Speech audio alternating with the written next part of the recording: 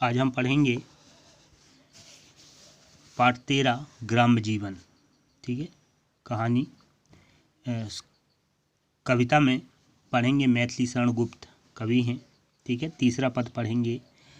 प्राय सबकी सब विभूति हैं, पारस्परिक सहानुभूति है, कुछ भी ईर्षा द्वेष नहीं है, कहीं कपट का लेस नहीं है। छोटे से मिट्टी के घर है, लिपे पुते हैं, स्वच्छ सुघर है, गोपद चिन्हत आंगन तट है, रखे एक और जलघट है। ठीक है, अब इसमें हम सबसे पहले लिखेंगे संदर्भ।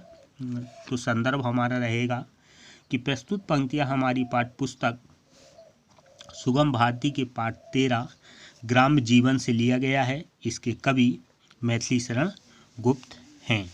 ठीक है, ये हमारा संदर्भ हो गया। फिर प्रसंग लिखेंगे।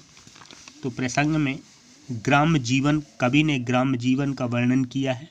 ठीक है, गांव में रहने वाले लोगों का वर्णन किया है।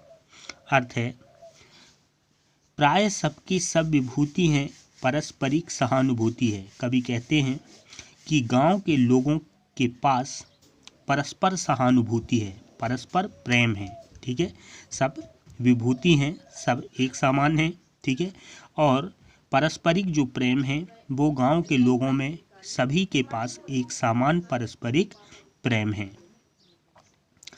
कुछ भी ईर्षा द्वेष नहीं है।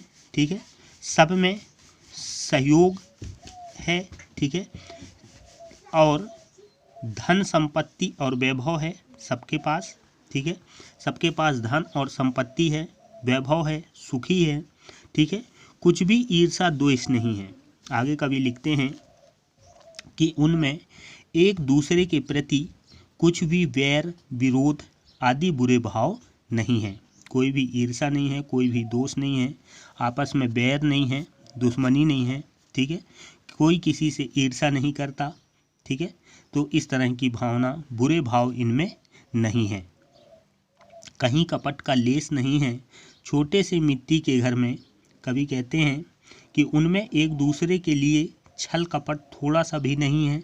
ठीक है, एक दूसरे से वो छल कपट नहीं करते, सब सामान्य रूप से रहते हैं।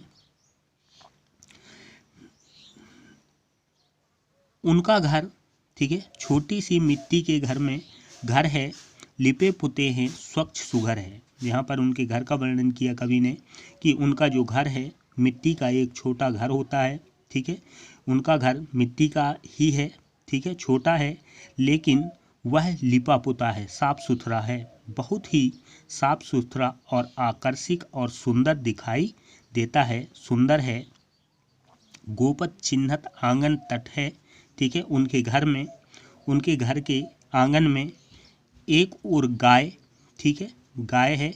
ठीक है, गाय के खुर से और रखे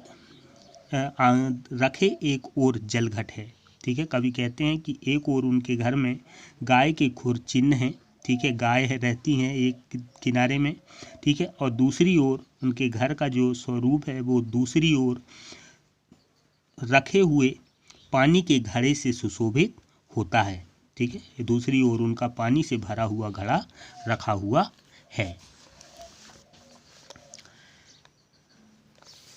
आगे है खपरौले पर बेले छाई, फूली फली हरी मन भाई, काशी फल कुसमांड कहीं हैं, कहीं लौकियां लटक रही हैं, है जैसा गुण यहाँ हवा में, प्राप्त नहीं डॉक्टरी दवा में, संध्या समय गांव के बाहर, होता नंदन विपन निछावर।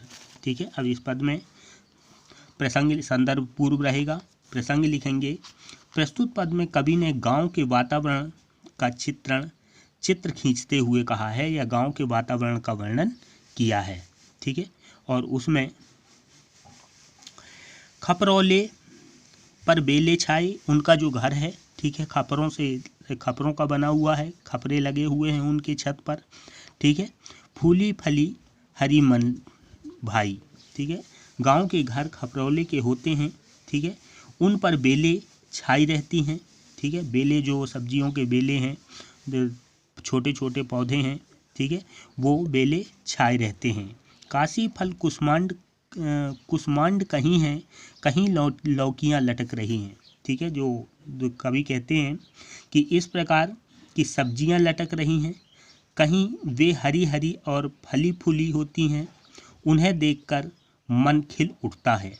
ठीक है, कवि कहते हैं कि हरियाली देखकर मन खिल उठता है।